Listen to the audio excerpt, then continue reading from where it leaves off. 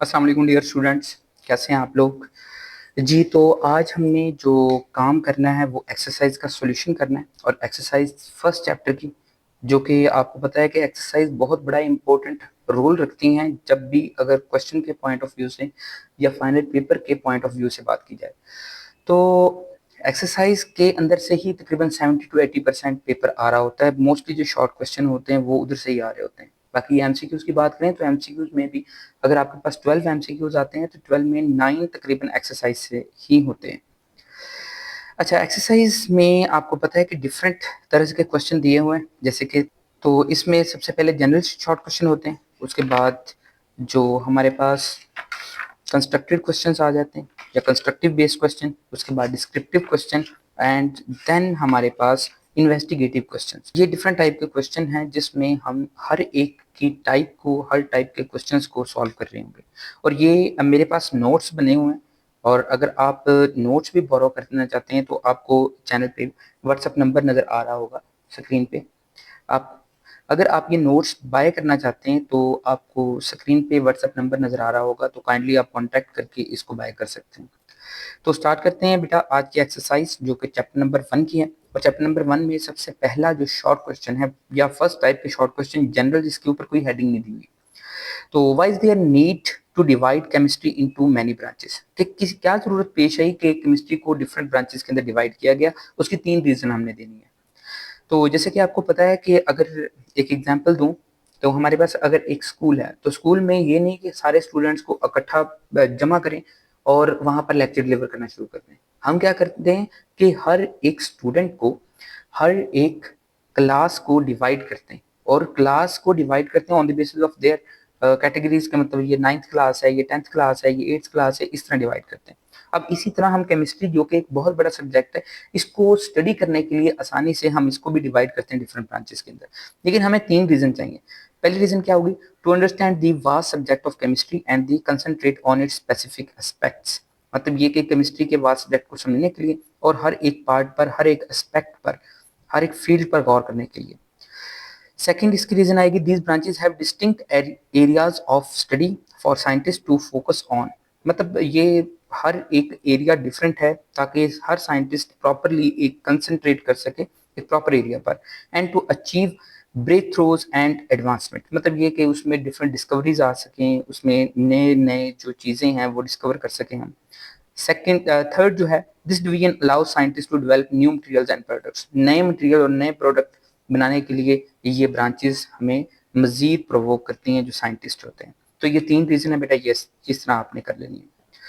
जी, उसके बाद question number 2, reaction में take place due to electron present outside the nuclear और they may take place inside the nucleus. वो कहता है कि रिएक्शन जो होते हैं वो इलेक्ट्रॉन जो inside the outside the nucleus मौजूद होते हैं उसकी वजह से होते हैं, या फिर रिएक्शन इनसाइड द न्यूक्लियस जो न्यूक्लियॉन्स या अदर पार्टिकल उसकी वजह से होते हैं। Which branches of chemistry cover these two type of reactions? अच्छा, दूसरा शॉर्ट क्वेश्चन है, रिएक्शन में take place due to electrons present outside the nucleus और they may take place inside the nucleus. वो कहता है कि रिएक्शन 2 तरह से हो सकते हैं, या फिर रिएक्शन न्यूक्लियस के बाहर मौजूद इलेक्ट्रॉन्स की वजह से या फिर न्यूक्लियस की वजह से। Which branch of chemistry cover these two type of reaction? कौन सी ब्रांच इन दोनों टाइप ऑफ रिएक्शंस को कवर करती है? तो इसके आंसर में हम करेंगे, the chemical reaction involving electrons outside the nucleus are. जो इलेक्ट्रॉन आउटसाइड द न्यूक्लियस है, मतलब 2 कैटेगरीज बनाएंगे। पहले तो लिखेंगे इलेक्ट्रॉन्स आउटसाइड द न्यूक्लियस। ये जो सारे रिएक्शंस हैं इनको स्टडी करने के लिए कौन कौन से ब्रांच है? वो है जी हमारे पास फिजिकल केमिस्ट्री, ऑर्गेनिक केमिस्ट्री और इनऑर्गेनिक केमिस्ट्री। ये 3 ब्रांचेस हैं जो इस चीज को स्टडी करती हैं। और दूसरी रिएक्शन की टाइप कौन सी है कि इनसाइड द न्यूक्लियस, जो ऐसे रिएक्शन जो कि इनसाइड द न्यूक्लियस होते हैं, और उसमें सिर्फ एक ही आती है जो कि न्यूक्लियर केमिस्ट्री है। न्यूक्लियर केमिस्ट्री में ही हम न्यूक्लियस को तोड़ते हैं, न्यूक्लियर फिशन और nuclear fusion reaction. Nuclear fission, इधर ये नाम भी अगर आप लिख दें तो इसमें भी कोई कबाहत नहीं होगी कि न्यूक्लियर फिशन रिएक्शन और फ्यूजन रिएक्शन ये दोनों ही इसमें हो सकते हैं। खैर, तो ये 2 क्वेश्चन हमारे पास। उसके बाद, what type of problems are solved in analytical chemistry? Analytical chemistry में कौन कौन सी प्रॉब्लम सॉल्व की जाती हैं? तो इसका भी आंसर यही है, analytical chemistry deals with the, हम इसकी डेफिनेशन पहले लिखेंगे। Deals with the analysis of different substances involving कौन कौन सी, separation technique, identification technique, determination of the concentration of components in materials. ये तीन तरह से ये हम करते हैं इसको। It often utilises modern and sophisticated instrument to analyse matter. मतलब ये कि ये हमारे पास एनालिटिकल केमिस्ट्री है, ये यूटिलाइज क्या करती है जी, it utilises modern and sophisticated instrument. मतलब ये कि जितने भी आप इंस्ट्रूमेंट देखते हैं ना, कि जिससे नई इनोवेशंस आ रही हैं, जिससे नई डिस्कवरी हो रही है, कोई चीज़ अगर बन रही है वो प्योर बन रही है, इम्प्योर बन रही है, ये सारी चीज़ें हम किस में डील करते हैं, वो सारी एनालिटिकल केमिस्ट्री के अंदर करते हैं। तो ये एनालिटिकल केमिस्ट्री के प्रॉब्लम सॉल्विंग आ गई। तो ये आपने शॉर्ट क्वेश्चन की लिखना है। इसके बाद fourth, both graphite and graphene are have hexagonal layered structure, what is the difference. कहता है कि जो ग्रेफाइट है और ग्रेफीन ये दोनों ही हेक्सागोनल स्ट्रक्चर रखते हैं, लेकिन इन दोनों में डिफरेंस क्या है। ग्रेफाइट की अगर बात करें ना, एन एलोट्रॉप ऑफ कार्बन, ठीक है, एलोट्रॉपिक फॉर्म है कार्बन की, तो layered structure of hexagonal rings, ये लेयर्ड स्ट्रक्चर होता है। It is a good conductor of electricity and is use as a lubricant, ये लुब्रिकेंट के तौर पर यूज होता है। तो ये इसके पॉइंट्स लिख देने। उसके बाद ग्रेफीन आ गया। ग्रेफीन हमारे पास two dimensional crystal, a single layer of carbon atoms. अब ये जो होते हैं ना ग्रेफाइट, ये मल्टीपल लेयर्स होते हैं, multiple layers of carbon atoms. Carbon atoms की ये मल्टीपल लेयर्स होती हैं, लेकिन ग्रेफीन की बात करें तो ये एक सिंगल लेयर होती है, सिंगल लेयर होती है, और हेक्सागोनल पैटर्न नहीं होता है। इट इज अ फ्लेक्सिबल, ये फ्लेक्सिबल होती है, वो हार्ड होता है, in material with high resistance and use in electronic fuel cell, ये फ्यूल सेल में या इलेक्ट्रॉनिक फ्यूल सेल में यूज होती है, एंड टिश्यू इंजीनियरिंग के अंदर यूज होती है, और ड्रग डिलीवरी के अंदर यूज होती है। तो ये आप यूजेज लिख सकते हैं दोनों के, ग्रेफाइट और ग्रेफीन, ये दोनों हमारे पास मौजूद होते हैं। अब इसके अलावा अगर बात करते हैं तो इसमें ना स्ट्रक्चर के फॉर्म में मैंने इसको दिखाया हुआ, ये स्ट्रक्चर आ जाता है, ये ग्रेफाइट है, ग्रेफाइट जिसमें मल्टीपल लेयर्स आती हैं सेम स्ट्रक्चर की, लेकिन अगर इसी सिंगल लेयर को लें और ये सीधा करके दिखाया हुआ है, ये सिंगल लेयर ग्रेफीन की आती है। इसमें मल्टीपल लेयर स्ट्रक्चर होते हैं, लेकिन ग्रेफीन के अंदर सिंगल लेयर स्ट्रक्चर होता है। तो ये बेटा हमारे पास आ जाता है शॉर्ट क्वेश्चन नंबर 4। अब शॉर्ट क्वेश्चन नंबर 5 की बात करें, why are super critical fluid important. Super critical fluids important क्यों होते हैं, तो super critical fluids possess properties of both liquids and gases, ये लिक्विड और गैसेस के दरमियान वाली फॉर्म है, allowing them to dissolve substances like liquids, diffuse like gases। तो ये इसके अंदर रीजन लिखनी है, this makes them useful in the process such as extraction, जो कि इन प्रोसेस को आसान बनाता है, एक्सट्रैक्शन, क्लीनिंग, क्रोमेटोग्राफी इसमें यूज होता है। तो ये हमारे पास इसका सोल्यूशन आ जाएगा, वैसे बुक में भी ये लिखा हुआ है। उसके बाद in which state does matter exist in the sun, कौन सी स्टेट है जिसमें जो सूरज है वहां पर मैटर एग्जिस्ट करता है, तो ये प्लाज्मा होती है हमारे पास। Matter in the sun exist in the plasma state, plasma state में एग्जिस्ट करता है due to the extremely high temperature that ionises atom. And उसमें ना एक लाइन और ऐड कर सकते हैं कि सन के अंदर there are fusion reaction, fusion reactions in sun, fusion reaction होते हैं सन में, जिसकी वजह से प्लाज्मा एग्जिस्ट करता है और प्लाज्मा बनता है, जिसकी वजह से इसको एक बर्निंग बॉल्स भी बोलते हैं, सन को बर्निंग बॉल भी बोलते हैं। ठीक है, तो ये 6 क्वेश्चन। उसके बाद अगर बात करें तो what is the importance of graphene, graphene की क्या इंपॉर्टेंस है, तो पीछे भी हम यूजेस पढ़ के आए हैं, जो क्वेश्चन नंबर 4 था इधर भी यूजेस ही उसके लिखने हैं, जिसकी वजह से इसकी इंपॉर्टेंस होगी। Graphene is used, tough, flexible, light weight, तो सारा आपने ये पीछे वाला ही लिख देना है। उसके बाद which form of matter do most of the material things in this world belongs to, कहते हैं कि कौन सी फॉर्म ऑफ मैटर है जो सबसे ज्यादा, विच form of matter do most of material things, जिसमें दुनिया में सबसे ज्यादा चीजें पाई जाती हैं, तो most material things in the world belongs to the solid state of matter, यानी हमारे वर्ल्ड के अंदर जो सबसे ज्यादा चीजें पाई जाती हैं वो सॉलिड स्टेट में, या हमारे सराउंडिंग की अगर बात करें तो सराउंडिंग में हमारे पास सारी चीजें जो नजर आती हैं वो सॉलिड स्टेट में ही नजर आती हैं।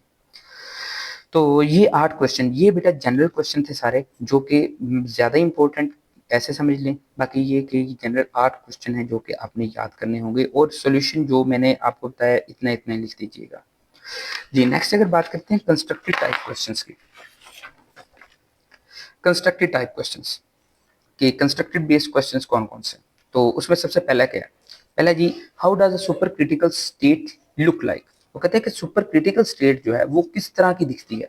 जो सुपर क्रिटिकल स्टेट है यानी सुपर क्रिटिकल लिक्विड्स हम पढ़ते हैं तो वो किस तरह के दिखते हैं। अ super critical state of matter exhibits properties of both liquid and gas, यानी वो लिक्विड और गैस या फिर उसमें without a sharp boundary into two phase, मतलब ये नहीं अंदाजा होता कि ये एक गैस है या एक सॉलिड है, हम यही कह रहे होते हैं कि ये इन बिटवीन दिस स्टेट है, यानी वो कुछ प्रॉपर्टीज ऐसी होंगी जो गैस लाइक होंगी, कुछ प्रॉपर्टीज ऐसी होंगी जो लिक्विड लाइक होंगी। Between the two phases it diffuses like a gas and can dissolve substances like a liquid. तो ये इसके दोनों यूजेस एज ए गैस भी और एज ए लिक्विड भी ये बताया गया है। तो इस तरह आपने एक्सप्लेन कर देना है। सेकंड क्वेश्चन देखें तो in what way is plasma created in a fluorescent tube. एक फ्लोरेसेंट ट्यूब में किस तरह प्लाज्मा क्रिएट किया जाता है। Plasma is created in fluorescent tube when electricity passes through it ionizing the gas atom within a tube. The excitation of these atoms and the tube itself causes the emission of light. मतलब होता यह है कि जब भी हम किसी electricity ना, इलेक्ट्रिक बल्ब आपने देखे होंगे, कुछ इस तरह की उसकी शेप होती थी इलेक्ट्रिक बल्ब की। ये अगर एक इलेक्ट्रिक बल्ब है, यहाँ पर ना फिलामेंट हुआ करता था और यहाँ से जो टर्मिनल दिए जाते, इसको करंट दिया जाता था, यहाँ से इलेक्ट्रॉन्स की एमिशंस होती थी और इसमें गैस फिल की जाती थी और गैस की आयोनाइजेशन से ही actually electrons, free radicals, atoms, ions, इनका मिक्सचर प्रोड्यूस होता है और इनके मिक्सचर को ही प्लाज्मा बोलते हैं जी। उसके बाद most of the molecules we study in the biochemistry are organic in nature, ये ऑर्गेनिक होते हैं। Where does the difference exist in inorganic exist in organic and biochemistry branches of chemistry, मतलब उन दोनों के दरमियान आपने डिफरेंस लिखना है कि ऑर्गेनिक केमिस्ट्री। तो ये आपके पास क्वेश्चन है तो आप लिख लेंगे, बिल्कुल आसान वर्डिंग में लिखा हुआ है। उसके बाद give the reason for the brilliance shown by diamond. कहते भी डायमंड इतना इंपॉर्टेंट क्यों या कौन सी प्रॉपर्टीज हैं जो जो डायमंड को इम्पोर्टेंट बनाती हैं। कैन यू इम्प्रूव इट, क्या हम डायमंड की प्रॉपर्टीज को या ब्रिलियंस को इम्प्रूव कर सकते हैं। Diamonds brilliance is due to high refractive index. Brilliance मतलब शाइनिंग, क्यों शाइन करता है इतना। Brilliance due to refractive index, refractive index की वजह से होता है। And the way it reflects and refracts light, क्योंकि वो लाइट को रिफ्रैक्ट भी करता है और रिफ्लेक्ट भी करता है। It's brilliance can be enhanced by cutting the diamond into specific shapes, different shapes में कट करके इसके ब्रिलियंस को इंक्रीज किया जा सकता है। उसके बाद पांचवा क्वेश्चन देखें तो explain the dissolution of sodium chloride in water, कि सोडियम क्लोराइड की डिसोल्यूशन वाटर के अंदर एक्सप्लेन करनी। तो आपको पता है कि जब भी सोडियम क्लोराइड NaCl को वाटर में ऐड करते हैं तो वो अपने आयंस के अंदर डिसॉल्व हो जाता है, Na पॉजिटिव और Cl नेगेटिव, जिसमें सोडियम आयंस को अलग और क्लोराइड को अलग वाटर मॉलिक्यूल सराउंड कर लेते हैं। तो इसी तरह से क्वेश्चन आप लिख देंगे और ये स्टेटमेंट लिख देंगे और ये क्वेश्चन। उसके बाद sixth, why do different compounds have different solubilities in water at a particular temperature। एक particular temperature पर जो different compounds हैं वो different solubilities show करते हैं, क्यों। तो वजह उसकी बॉन्डिंग है कि उनके दरमियान बॉन्डिंग इंट्रैक्शंस डिफरेंट होती हैं। अगर इंट्रैक्शन स्ट्रॉन्ग है तो वो सॉलिबिलिटी कम हो जाएगी, लेकिन अगर जो इंट्रैक्शंस हैं वो वीक हैं तो सॉलिबिलिटी ज़्यादा हो जाती है। तो ये बेटा पैराग्राफ है, ये इसमें का सोल्यूशन लिखा हुआ, बिल्कुल आपने डिटो कॉपी कर लेना है और इसी तरह ही लिख देना है जी। उसके बाद अगर बात करें तो सातवां question, why NaCl can not be crystallise from water just like KNO3। Potassium nitrate की तरह जो सोडियम क्लोराइड है वो क्रिस्टलाइज क्यों नहीं होता। तो sodium chloride forms saturated solution in water. Sodium chloride एक सैचुरेटेड सॉल्यूशन, मतलब ये कि रूम टेम्परेचर पर ही डिसॉल्व हो जाता है सारे के सारा at lower concentration compare to KNO3। तो ये KNO3 जो कि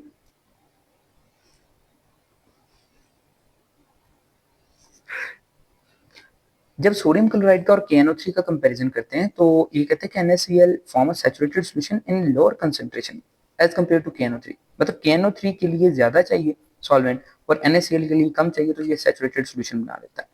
the solubility of KNO3 increases significantly with the temperature, मतलब ये कि जो KNO3 है इसमें सिग्निफिकेंटली इंक्रीज होती है, जैसे जैसे टेम्परेचर इंक्रीज करेंगे तो उसकी सॉल्बिलिटी भी इंक्रीज होगी and allowing it to reach its solubility limit more rapidly and form crystal when cooled। और इसलिए ये इसके क्रिस्टल बन जाते हैं क्योंकि प्रॉपर उसको जब रैपिडली जल्दी से कूल किया जाता है, लेकिन सोडियम क्लोराइड में अगर जल्दी से कूल किया जाए तो इसके क्रिस्टल नहीं बनते। ये वजह कि जो KNO3 अगर आप देखेंगे ना बुक में लास्ट टॉपिक है इफेक्ट ऑफ टेम्परेचर, उसमें एक ग्राफ बना हुआ है, ग्राफ में डिफरेंट कर्व्स हैं जो कि आपको स्क्रीन पे भी नजर आ रही होंगी, जिसमें NaCl की तरफ देखें तो वो सीधी बिल्कुल जा रही है, और जो अगर पोटेशियम नाइट्राइट की देखें तो वो बिल्कुल ऊपर की तरफ जा रही है, यानी टेम्परेचर के इंक्रीज करने से सॉलिबिलिटी इंक्रीज हो रही है। उसके बाद why graphite is slippery to touch, which property of graphite enables it to be used as lubricant. वो कहता है graphite is slippery because its structure consist of layered carbon atom, जो कि पहले भी हमने बताया कि लेयर्ड स्ट्रक्चर होते हैं, मल्टीपल लेयर्ड स्ट्रक्चर होते हैं, और इनके अंदर वीक वंडरफॉल फोर्सेस होती हैं, एंड वीक फोर्सेस की वजह से वो स्लिपरी टू टच होता है और ये लुब्रिकेंट के तौर पर इस्तेमाल किया जाता है। तो ये रहे बेटा दूसरी टाइप जो कि कंस्ट्रक्टिव टाइप क्वेश्चन थे। अब डिस्क्रिप्टिव क्वेश्चंस की तरफ मूव करते हैं। डिस्क्रिप्टिव क्वेश्चन का देखें तो mention the name of branch of chemistry in which you will study each of the following. सबसे पहले ये डिफरेंट ना प्रोग्राम्स दिए हुए हैं, डिफरेंट प्रॉपर्टीज दी हैं कि कौन सी प्रॉपर्टी को किस ब्रांच के अंदर स्टडी करेंगे। सबसे पहले रेट ऑफ रिएक्शन ये हम फिजिकल केमिस्ट्री में करेंगे, digestion of food in human body biochemistry में करेंगे, properties of plasma physical chemistry में, इकोसिस्टम इन्वायरमेंटल केमिस्ट्री में, rate reaction taking place during fireworks electrochemistry में, measurements of the absorption of wavelength with the help of ultra violet spectrometer, तो ये analytical chemistry में करेंगे। तो ये कुछ एस्पेक्ट्स हैं, ये एमसीक्यूज में वो पूछ सकता है, शॉर्ट क्वेश्चन में तो खैर नहीं पूछेगा। उसके बाद सेकंड की बात करें तो what are allotropic forms, explain the following allotropic forms of carbon and sulphur, how does a coal differ from diamond. वो कहता है कोल और डायमंड में क्या फर्क है, कोयला और डायमंड में क्या फर्क है, और इसके एलोट्रोपिक फॉर्म्स बताएं। तो ये ना लॉन्ग क्वेश्चन भी पूछ सकता है वो इस तरह के, इसमें एलोट्रोपिक फॉर्म की डेफिनेशन करेंगे आप, उसके बाद एलोट्रोपिक फॉर्म बताएंगे कार्बन की और सल्फर की, कि कार्बन की हमारे पास 3 है, डायमंड, ग्रेफाइट और फ्लोरीन, जिसको बकमिंस्टर फ्लोरीन भी बोलते हैं, और सल्फर की 2 हैं, रोम्बिक सल्फर और मोनोक्लिनिक सल्फर। और ये जो एलोट्रोपिक फॉर्म है ना, एलोट्रोपिक सब्सटेंसेस, ये पूरा टॉपिक है, इसके अंदर अगर लॉन्ग क्वेश्चन आ जाए तो वो पूरा टॉपिक ही आपने लिखना है। उसके बाद वो पूछता है कि कोल और डायमंड में फर्क क्या है, तो कोल और डायमंड में एक डिफरेंस मैंने दिया हुआ है, तो ये आप लोग लिख लीजिएगा, ये कोल और डायमंड का डिफरेंस आ जाएगा जी। उसके बाद अगर बात करें what are super critical fluids, how are they different from ordinary liquids. आपको पता है कि ऑर्डिनरी लिक्विड्स हमारे पास जस्ट लिक्विड्स होते हैं, लेकिन सुपर क्रिटिकल फ्लूइड्स की डिफरेंट प्रॉपर्टीज हैं जो उनको सेपरेट आउट कर रही होती हैं। Supercritical fluids are substances at temperature and pressure above their critical point where they exhibit properties intermediate between those of gas and liquid, जो गैस और लिक्विड के दरमियान एग्जिस्ट करते हैं, लेकिन लिक्विड ऑर्डिनरी लिक्विड लिक्विड ही होता है, वो गैस की फॉर्म में एग्जिस्ट नहीं करता। तो difference from ordinary liquids, supercritical fluids have lower viscosity and higher diffusivity. तो डिफ्यूजिविटी मतलब डिफ्यूसिव करेक्टर, डिफ्यूज होना ज्यादा ये करता है देन लिक्विड, लिक्विड जितना डिफ्यूज होते हैं उससे कम होता है, और विस्कोसिटी इसकी कम होती है, allowing them to penetrate porous materials more effectively। ये porous material के अंदर ज्यादा जल्दी से उसके अंदर पेनिट्रेट हो जाता है। They also have gas like compressibility and liquid like density, मतलब इनकी गैस लाइक कंप्रेसिबिलिटी होती है, कंप्रेस बहुत ज्यादा हो सकते हैं, एंड लिक्विड लाइक डेंसिटी, और डेंसिटी ज्यादा होती है जिस तरह के लिक्विड्स की होती है। उसके बाद अगर बात करें तो define solubility of a solute, how does the solubility of solute changes the increase in temperature. वही इफेक्ट ऑफ टेंपरेचर वाला बेटा क्वेश्चन है, उसी के अंदर सॉल्युबिलिटी ऑफ सोल्यूट को ये डिफाइन किया गया, उसके बाद इफेक्ट ऑफ टेंपरेचर को ये एक्सप्लेन किया गया, तो ऐसे ही आपने बिल्कुल अटेम्प्ट कर देना है। उसके बाद what type of movements are present in gaseous and liquid molecules, कौन कौन सी मोशन है, ये ट्रांसलेशनल है, रोटेशनल है, वाइब्रेशनल है। ट्रांसलेशन एक सिंगल लाइन के अंदर कहते हैं, रोटेशनल अगर वो मूव कर रहा है अपने सेंट्रल लाइन सेंटर पॉइंट के अराउंड, वाइब्रेशनल जो होती है वो हमारे पास एक पॉइंट के आगे पीछे मूवमेंट जो होती है वो वाइब्रेशनल मोशन होती है, तो ये आप कह सकते हैं। उसके बाद अगर बात करें तो differentiate between areas which are studied under the inorganic and organic chemistry, यानी इनऑर्गेनिक और ऑर्गेनिक के दरमियान डिफरेंस वो पूछ रहा है, तो इस डिफरेंस को एक्सप्लेन कर देंगे, ऑर्गेनिक केमिस्ट्री की डेफिनेशन करेंगे और इनऑर्गेनिक केमिस्ट्री की डेफिनेशन कर देंगे। तो different deals with the studies of carbon containing compounds primarily hydrocarbons. Inorganic की बात करें तो including minerals, metals, non carbon. तो ये बिल्कुल शॉर्ट करना है, तो शॉर्ट क्वेश्चन ही आएंगे, शॉर्ट क्वेश्चन ही आपने बताने। इन्वेस्टिगेटिव क्वेश्चन की बात करें तो properties of solution leads to the important process in the chemistry which enables us to purify compound through crystallization. Describe process in which potassium nitrate purified by crystallization।